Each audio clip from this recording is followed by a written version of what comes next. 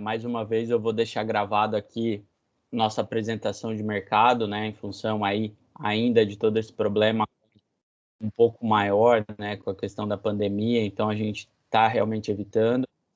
Até quero ver se passo aí para deixar uns presentes de final de ano para vocês, mas não vamos poder se reunir, né? Mas eu quero deixar aqui nossa apresentação, vamos comentar um pouquinho os principais pontos do mercado com bastante volatilidade, tá? E a gente continua à disposição, né? Vamos se falando, trocando ideia aí para o que precisarem. A gente está à disposição para passar as informações para vocês, tá? Eu vou começar falando aqui pela soja, começar falando dos Estados Unidos, né? Que tem hoje a safra colhida, né? Foi uma safra aí que acabou surpreendendo o mercado, pois o mercado esperava uma safra maior, né? A gente sai de um potencial de 122, 123 e termina com o número de 113,5. Então, isso veio aí prejudicando bastante o balanço de oferta e demanda mundial dos Estados Unidos, porque cada dia que passa, eles estão colocando aí, né, um estoque menor final para o ciclo. Então, o consumo doméstico deles deve ficar em torno de 63 milhões de toneladas, né, tem uma demanda muito forte pelo farelo americano, então eles devem ter um consumo realmente bastante forte, e as exportações aqui continuam bastante agressivas, o número de quase 60 milhões de toneladas. Nesse cenário, Estados Unidos teria o estoque final lá no final do ciclo de apenas 5 milhões de toneladas e uma relação estoque-uso de 4%. Vejam que a gente volta para aquela situação que era 15, 16 de estoques apertados. Então, Chicago realmente ele tem suporte para a gente ver esse movimento de alta que a gente está observando agora, tá? Safra colhida já praticamente 100% finalizada, mas nada que mudaria muito esses números que a gente tem hoje, tá? O esmagamento deles começou bastante forte, né? Vocês olham aqui setembro, saiu essa semana também o dado de outubro, veio aqui mais de 5 milhões de toneladas esmagadas no mês de outubro, o número oficial. Então, mostra realmente esse apetite, essa demanda pelo farelo americano, que vai fortalecer o esmagamento deles ao longo do ano. As exportações continuam no ritmo extremamente acelerado, né? Nas 10 primeiras semanas eles já exportaram quase 50 milhões de toneladas, venderam, né, na exportação quase 50 milhões de toneladas, né, do número estimado até o final do ciclo de 60 milhões de toneladas. Então, é um ritmo nunca visto antes, né, a velocidade que eles têm aí das vendas até o momento. E o grande responsável por isso, a gente sabe muito bem, é a China, responsável por comprar aí praticamente 28 milhões de toneladas, aí 28 milhões de toneladas desse volume de 50 até o momento vendidas pelos Estados Unidos. Os embarques já atingiram 20 milhões de toneladas, então também os embarques bastante acelerados, tá? Então isso vem dando suporte para o mercado realmente ver que os Estados Unidos pode performar esse número de exportação dele até o final do ciclo 2021, tá? Aqui um gráfico muito interessante que compara a questão das estimativas de estoque final. Ó, hoje a estimativa de estoque final americana é aqui, na casa de 5 milhões de toneladas. Então, compara com os anos anteriores aonde pode ir o preço. Tá? Então, Chicago realmente ganha suporte para ele trabalhar aí nos níveis de 13, 14 dólares, caso efetivamente se confirme essa exportação americana e o estoque apertado. Tá? Então, a gente tem um problema muito grave aí para administrar, né, nessa questão dos preços, pois o preço pode ter espaço para subir ainda mais caso os Estados Unidos, lá no final do ciclo, embarque toda essa soja que eles estão vendendo agora, tá? Já olhando aí a safra nova, 21 e 22, né, que deve ter aumento de área por causa dessa relação soja-milho hoje para os Estados Unidos, mas vocês vejam aqui que mesmo num cenário que os Estados Unidos tenham um crescimento muito forte da produtividade, mesmo crescendo bastante a área, eles não têm um estoque muito alto na previsão do próximo ano. Tá? Então, vamos supor que confirme o estoque de 5 milhões para esse ciclo 2021 e ano que vem Estados Unidos aumente a área de soja, né? E tenha uma produtividade excelente. Vejam que mesmo assim, ó, o estoque deles ficariam aí entre 11 e 13 milhões de toneladas, tá?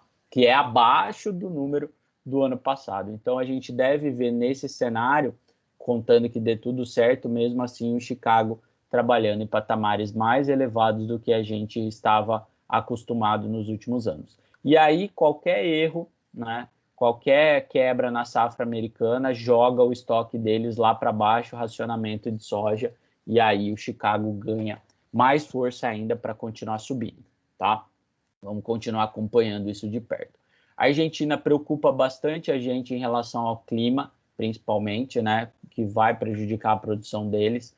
A gente tem aqui a Laninha, bate diretamente na Argentina, então você vê aqui em anos de laninha forte, a Argentina tem quebras consideráveis no rendimento da safra, né?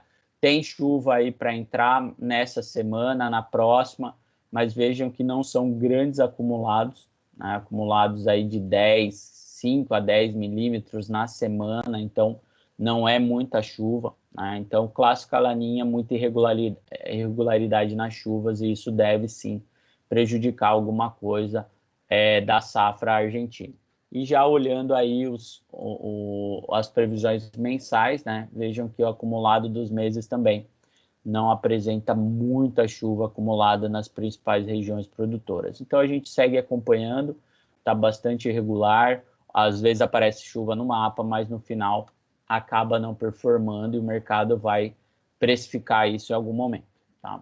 Safra da Argentina, o plantio andando aqui 29% até o momento, acima, né, do ano passado e acima da média até o momento. Vamos ver se eles conseguem manter esse ritmo aqui nas próximas semanas. E essas chuvas, mesmo que poucas, elas devem contribuir bastante. O USDA trouxe no último relatório dele uma correção aqui, já reduzindo o potencial da safra da Argentina, né? A gente já comentou que a Bolsa de Cereais já trabalha com um número menor que isso, 47, 48 milhões de toneladas. Então, isso deve reduzir o programa de esmagamento da Argentina para o próximo ciclo e, consequentemente, jogar a pressão para farelo e óleo para o Brasil e Estados Unidos. Então, o comprador deixa de ir para a Argentina, que é o maior exportador, né? Se a Argentina reduz safra, consequentemente, ela vai ter menos produto disponível para exportação, e isso faz com que essa demanda venha para o Brasil e para os Estados Unidos. Comercialização na Argentina deu uma leve acelerada em relação aos últimos dados. Soja safra velha, praticamente 70% aqui comercializada, né? Tem ainda um bom volume a ser comercializado, e a safra nova apenas 8% comercializada até o momento. Tá? Então, o produtor argentino, com todas aquelas dificuldades que a gente já comentou com vocês, né, nos últimos meses, retenções, a questão da inflação, então tudo isso tem causado cada vez mais dificuldade para o produtor argentino comercializar grandes volumes e acaba deixando aí o grão em forma de poupança, né? Do outro lado de tudo isso, a questão da demanda chinesa tende a se manter bastante acelerada, como a gente está vendo, né? Projeção de importação de 100 milhões de toneladas, o consumo deles tá, porque eles vêm aumentando bastante rapidamente a recomposição do rebanho deles, né? E esse último ano eles aproveitaram para comprar muita coisa, né? Então não foi só o grão, mas eles aumentaram aqui a importação de carnes, principalmente, né? E de tudo que pode aí ser usado para ração, né? Trigo, cevada, sorgo. Então o milho tá caro, vai comprar cevada, soja tá cara, compra, vai substituindo, mas tudo olhando essa recomposição do rebanho deles, tá? Então foi até um dado que chamou bastante a atenção da gente, esse crescimento, principalmente aqui no mês de outubro, né? Os dados vindo da China são sempre bastante obscuros, mas segundo eles, a recomposição do rebanho aqui já atinge 88% do que era pré-peste suína africana lá em 2017, 2018, tá? Então, é bastante agressivo realmente essa recuperação e isso vai dar suporte para essa demanda chinesa continuar extremamente acelerada, tá? Então, o mercado vai precificar isso tanto para soja quanto para o milho, farelo e óleo também. Então, a China deve seguir comprando muito. Pode reduzir a importação de carne do Brasil, mas ela deve acelerar bastante aí a importação de grãos, tá?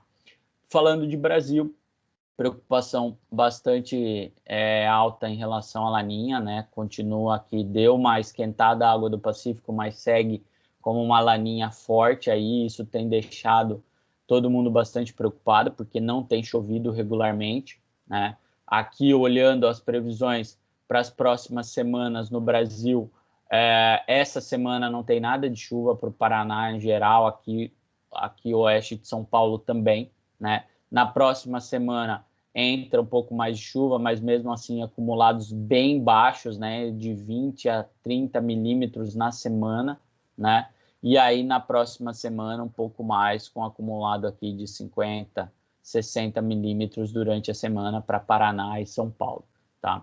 Então, assim, bastante irregularidade, a gente está monitorando isso de perto, alguns ajustes já devem ser feitos. Então, a safra brasileira já não tem o potencial mais de uma safra acima de 133, 135 milhões de toneladas. Tá? A gente está aí agora com 80% plantado, né?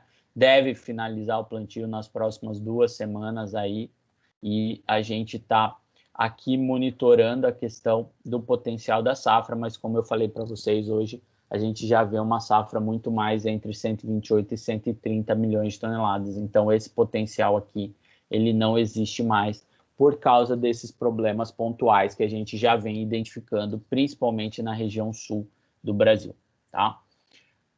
Aqui, questão de oferta e demanda. Então, se tudo der certo, a gente vai aumentar o consumo doméstico. Como eu falei para vocês, a demanda pelo farelo brasileiro continua extremamente alta. A gente tem visto os preços para o ano que vem, os prêmios do farelo na exportação subindo muito forte, né? Então, mostra essa demanda aquecida pelo farelo brasileiro, tá? E as exportações do grão também, a projeção para o próximo ano é um número ainda maior do que neste ano, o que deixaria, mesmo com uma safra aí na casa dos 130 milhões, pouco espaço para grandes estoques, tá? Então, de novo, é um cenário de preços fortalecidos, principalmente se a gente trabalhar com o dólar se mantendo nos patamares acima dos R$ 5, tá? Até o momento, a exportação com outubro fechado já saiu 82 milhões de toneladas, né? As importações, elas estão acontecendo, mas nada que vá aí mudar ou dar alívio para a situação que a gente tem hoje, tá? A situação é bastante crítica de aperto de estoque até a entrada da próxima safra, que vai entrar mais atrasada, tá? Comercialização segue lenta, né, para 2021, já está bem vendida, 55% comercializado, e daqui para frente os produtores devem ficar bastante ariscos, realmente, olhando o clima, e enquanto não tiver uma certeza da produção, não devemos ver um avanço. Agora, chegou dezembro, janeiro, ter uma noção melhor do que vem das lavouras, aí devemos ver uma aceleração aqui da comercialização, assim como a gente viu ano passado, e aí, de novo, a gente entra na colheita aqui já com um percentual comercializado bastante alto, sem ter muita pressão de bases durante a colheita, tá? Então, o cenário é de bases elevado para o ano que vem também, menos enfraquecido na colheita, e no segundo semestre, à medida que a demanda vai entrando mais forte, vai ficando menos soja no mercado, a gente vai vendo o base se acelerando ainda mais, tá? Posição dos fundos, historicamente a maior posição para esse período, né? Relação estoque-uso americano, como eu falei, 4%, extremamente apertado. Então, toda vez que a gente tem um cenário de aperto no estoque nos Estados Unidos, a gente tem a posição dos fundos extremamente alta. Então, comparativo aqui, ó, com 12, 13, né?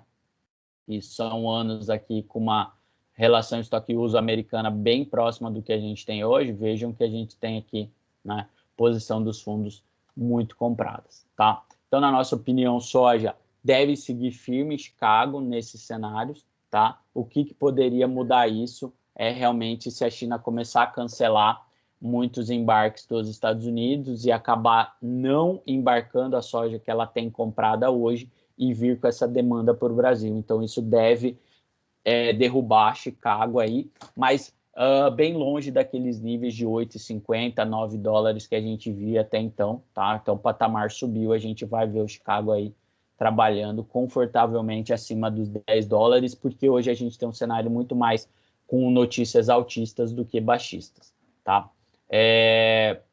Aqui para o milho, a gente vai trabalhar aqui para o milho com o estoque mundial caindo, tá? Então, a gente tem hoje uma estimativa de estoque mundial de 290 milhões de toneladas, lembrando que 180 milhões de toneladas desse volume está na China, né, que não vem para o mundo, e a gente está vendo a China extremamente agressiva nas compras, tá?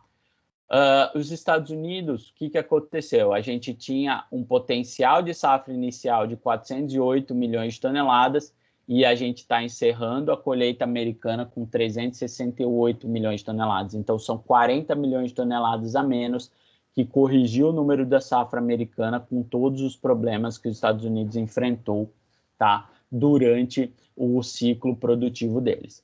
A projeção de consumo doméstico deles deve ser praticamente igual ao ano passado, sobe pouquíssimo, nem 2 milhões de toneladas aqui, né? Questão do consumo de milho para etanol, deve ter um baque aí, que talvez não se recupere com toda essa mudança aí de formas de locomoção, né? O trabalho, o pessoal ficando muito mais em home office, então deve reduzir a demanda de milho para etanol, e também a projeção de uma redução para o consumo para ração, como eu mostrei para vocês, com essa aceleração da recuperação do rebanho chinês, ela deixa menos necessidade da China de comprar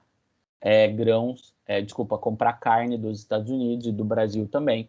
Então, isso reduz o consumo de milho para ração, tá? Exportação americana, essa sim, essa deve ser a grande responsável para levar o milho embora dos Estados Unidos, tá? Então, a estimativa é um aumento de 45 para 67 milhões de toneladas exportadas nesse ciclo 2021, tá? E isso deixaria também os Estados Unidos com um aperto de estoque de milho, voltando para um patamar na casa das 40 milhões de toneladas, uma relação estoque-uso de 11% apenas, tá? Então, isso também deve dar suporte para o Chicago subir um pouco mais.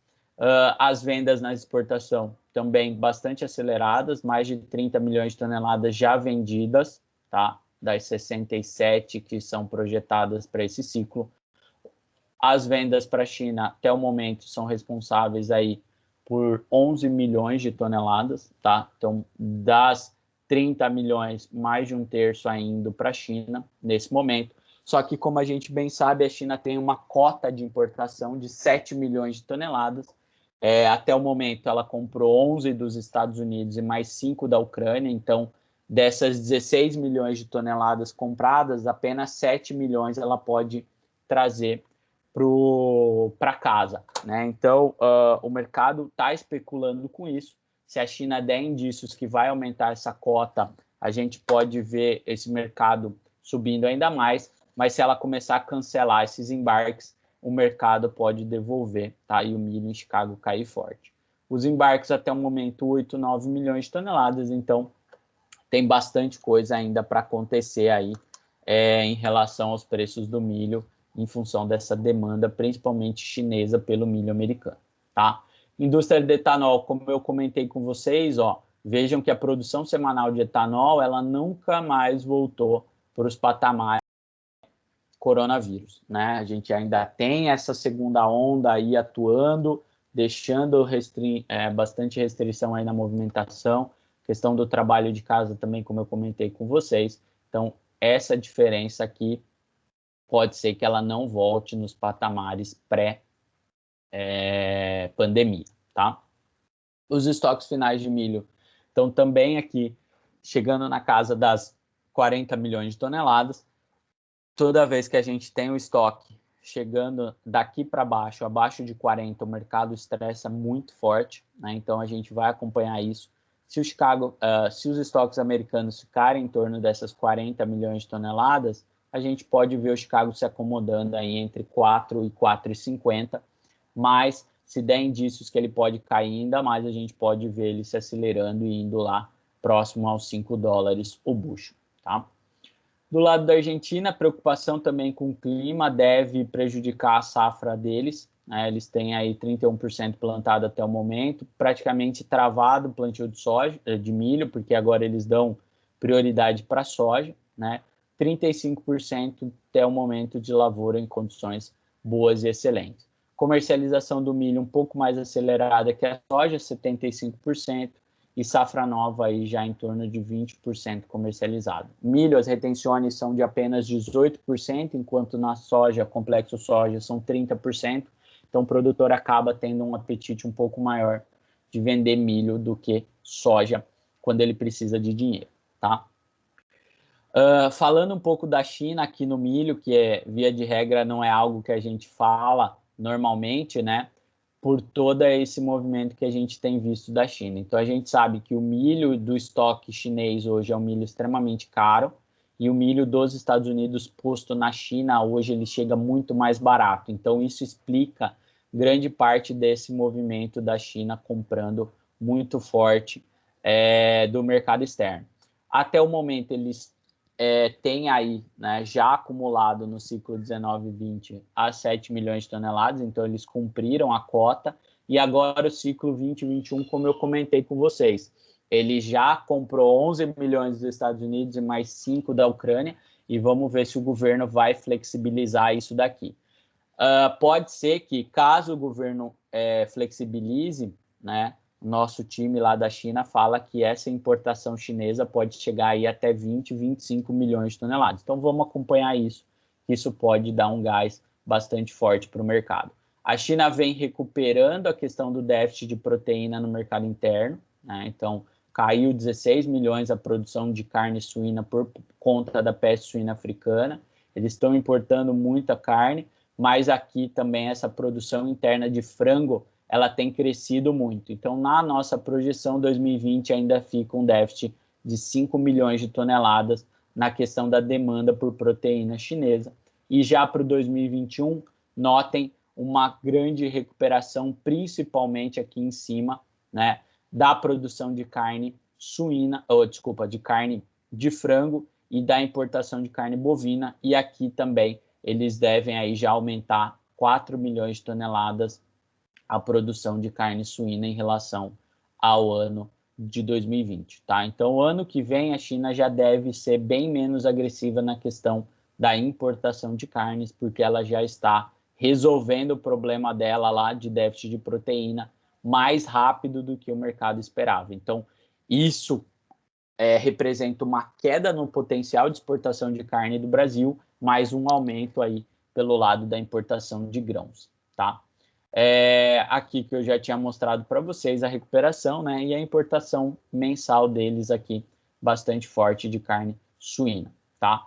Em relação ao milho, outro ponto que a gente tem acompanhado bastante de perto é que essa demanda pelo milho por parte da China pode realmente vir para ficar, né? A China tinha até pouco tempo atrás um superávit, né? A produção dela de milho era muito maior do que a demanda, né? E hoje a gente tem aí já nos últimos 3 anos uma demanda maior do que a produção, em torno de quase 20 milhões de toneladas. Então isso vai obrigar a China a compensar isso através da importação. Então a projeção dos próximos 5 anos é que essa importação chinesa possa atingir até 40 milhões de toneladas, tá? Bastante agressiva realmente, a gente precisa acompanhar isso, mas isso deve vir acompanhada também de políticas de incentivo à produção interna, né, para a China não ficar tão dependente dessa importação de milho como ela é da importação de soja, tá? Então, vamos acompanhar isso de perto. Ela deve importar mais milho, sim, mas eu acredito também que ela vai fomentar de novo a produção interna para tentar reduzir essa diferença entre produção e demanda, que hoje é aqui na casa das 20 milhões de toneladas, tá?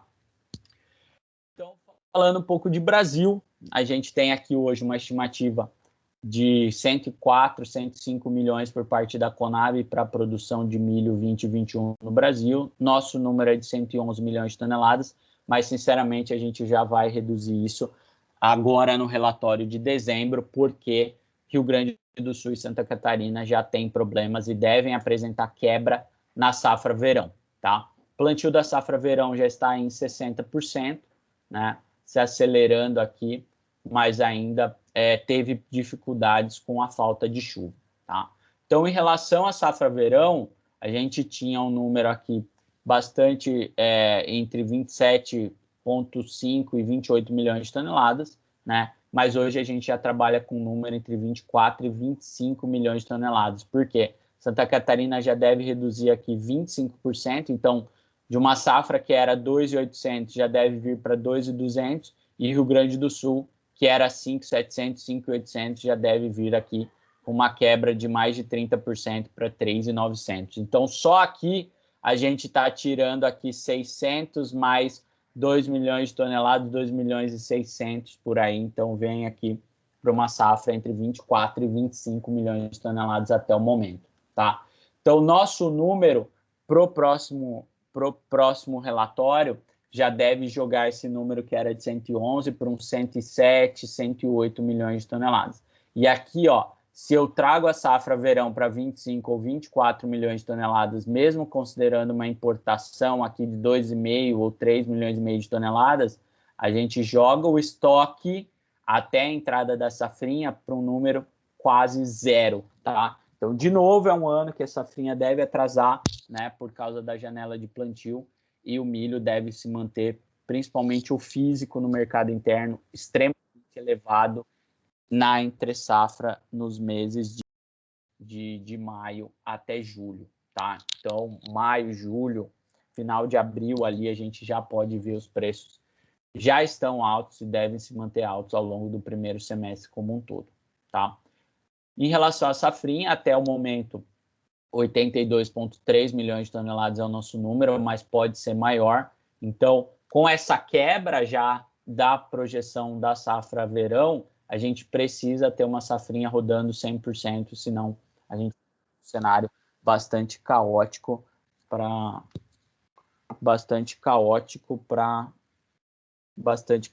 os preços, né?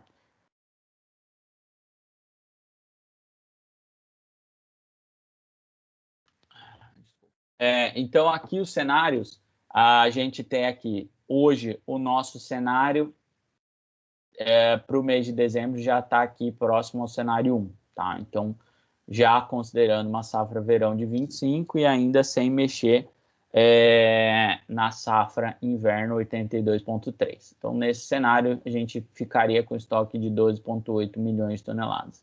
E aí, à medida que a gente se for ajustando tanto safra inverno quanto safra verão, aí a gente começa a ter cenários de estoques bem mais apertados e preços extremamente elevados, assim como a gente está vivendo nesse momento, tá? A importação de milho, dificilmente a gente vai ver grandes volumes, a não ser realmente que seja extremamente necessário, pois os preços chegam no porto aí mesmo, considerando um dólar mais baixo e sem PIS/COFINS, mais frete, ele chega mais caro do que o mercado interno está rodando aqui no interior, tá? Então, isso põe um teto, deixa o mercado com uma estimativa de preço máximo, mas a gente não deve ver grandes volumes entrando, a não ser que realmente a gente tenha falta de milho, e aí não vai ser preço, vai ser necessidade, então vai importar o milho por necessidade a qualquer preço, tá? As exportações até o momento finalizaram outubro 24 milhões e meio de toneladas, o line-up mostra aqui um novembro com 5,4 milhões de toneladas, então a gente já vai aqui, né, para um número aí de quase 30 milhões de toneladas em novembro, faltando dezembro e janeiro para cumprir a estimativa de 34 milhões e meio de toneladas. Então, mesmo que não seja 34 milhões e meio, que tenha realmente cancelamentos, como a gente tem visto, e virando a exportação um pouco mais para o mercado interno, ainda assim, os preços devem se manter bastante elevados, entendeu? Então, se cancela 2 milhões de toneladas, o mercado se acalma, perde o ímpeto de maiores altas, né, na verdade, então deixa o mercado um pouco mais acomodado, mas a gente não vê isso derrubando os preços, tá? Principalmente nesse cenário já de uma safra verão menor do que o estimado. As exportações seguem aceleradas, principalmente para o bovino, né? Frango e suíno deve aí já se acomodar, e como eu mostrei para vocês, com a China recuperando rapidamente a produção tanto de frango quanto de suíno, isso vai impactar já no próximo ano, tá? Em relação à exportação de frango e de suínos do Brasil, tá? Aqui a demanda por etanol, margem segue aí na casa dos 30%, a receita melhorou mesmo com a alta dos preços, né? Mas em relação ao que era pré-pandemia, a gente viu a margem da indústria do etanol também caindo bastante forte. Comercialização do milho extremamente travada, 41% comercializado até o momento da safrinha 21, e a safra verão 32% também, na nossa opinião, deve se acelerar mais a partir do momento que o produtor enxergar que vai produzir dentro da normalidade, aí sim ele deve vir mais agressivo para o mercado, até porque os preços devem se manter inalterados, tá? Avançando um pouco mais aqui, falando um pouco do cenário macro e de câmbio, tá? A segunda onda de coronavírus tem batido forte aí, né? Os casos a partir de outubro voltaram a se acelerar bastante ao redor do mundo, né? Se você olha a Europa aí como um todo, o próprio Estados Unidos também se acelerou muito o número de casos, o Brasil também, nossa região aqui batendo recorde atrás de recorde diariamente também, com o aumento do número de casos de Covid, tá? Então, o grande problema disso é até quando vai ter dinheiro para injetar na economia para manter as operações rodando, né? Então, a maioria dos países já afirmou que já não tem mais dinheiro, né? O próprio Brasil já está com déficit fiscal gigantesco, já era gigantesco, e agora, mais do que nunca, a gente deve enfrentar esse problema. Olhando os Estados Unidos, a eleição do Biden deve trazer algumas mudanças, tá? Ele deve ser um cara focado mais ambiental, né? Então isso pode em algum momento trazer alguma trava para o Brasil. É um cara muito mais voltado para pacotes de estímulo, então ele deve gastar mais dinheiro, e isso pode aumentar o problema fiscal também dos Estados Unidos e, consequentemente, tirar dinheiro de lá, e isso pode trazer um pouco mais de capital para o Brasil. O possível fim da trégua da guerra comercial eu acho muito difícil, até porque, apesar dele ser democrata, ele é americano, então a questão do imperialismo, ele vai continuar batendo na China, mas vai ser um cara mais político do que o Trump, obviamente, sem tanta porrada, mas nem por isso a gente não vai ver conflito entre esses dois caras, tá? E aí, por ser um cara mais voltado pro ambiental, ele deve ter um estímulo maior pro combustível renovável, então o aumento do consumo dos Estados Unidos deve ser visível aí tanto para o uso do milho para o etanol quanto para a soja para o biocombustível, tá? Vamos acompanhar isso de perto, porque isso daqui também para a gente deve afetar bastante. Olhando para dentro de casa, déficit primário, PIB, gastos do governo extremamente altos, né? Evolução do PIB deve melhorar agora no terceiro trimestre, deve sair o dado agora na semana que vem. Projeção de recuperação industrial é bem forte, então já tem bastante banco, o próprio FMI falando aí de uma projeção de PIB Brasil que era de 10 negativo para 4, 5 negativo, então já mostra aí uma recuperação até um pouco melhor do que os economistas esperavam, tá? Taxa de juros segue baixa, 2%. Isso tira o apetite do investidor especulador trazer o capital para cá. Então, na nossa opinião, enquanto a gente tiver um juros extremamente baixo, o fluxo de investimento para o Brasil vai ser pequeno, tá? E mesmo que entre mais capital, a gente não vê um cenário de câmbio muito mais baixo do que a gente está vendo. Então, a gente já viu que ele baixa de 5,30, é um piso muito forte, ele sobe muito rápido, né? Então, ele vai terminar o ano aí nessa faixa entre 5,30 e 5,55. Então, toda vez que ele vier abaixo de 5,30 ou próximo de 5,30 é um ponto de compra bastante forte. E aí, no primeiro trimestre, com uma situação um pouco mais tranquila em relação principalmente ao coronavírus. Se tudo der certo, a gente pode ter um patamar mais baixo. Mas mesmo assim, projetando um 2021, a gente não vê um câmbio muito longe desses níveis, tá? Tanto que se você olha aqui a média e a mediana da projeção dos 50 maiores bancos, é tudo acima de R$ 5, tá? Então, enquanto a gente não vê um juro subindo para trazer esse capital especulativo de volta para o Brasil, eu acredito que a gente não vai ver uma mudança de cenário em relação ao câmbio, tá? Alguns fatores, então, aqui do lado altista, incerteza em relação à segunda onda, manutenção de taxa de juros, e para o lado baixista, políticas de Biden, desenvolvimento das vacinas e progresso de reformas. Então, isso é muito importante para a gente ver um cenário altista trazendo mais dinheiro para o Brasil, tá? Então, é isso, pessoal. Espero que vocês assistam aí o vídeo. De novo, eu queria estar aí com vocês, obviamente, pessoalmente, para a gente fazer essa apresentação. Tomara que essa situação se resolva o mais rápido possível para a gente poder estar junto, tá bom? De novo, a gente segue à disposição. Já eu mando para vocês aí a apresentação, tá? E qualquer novidade a gente vai se falando, tá bom? Muito obrigado e uma ótima semana a todos. Um abraço.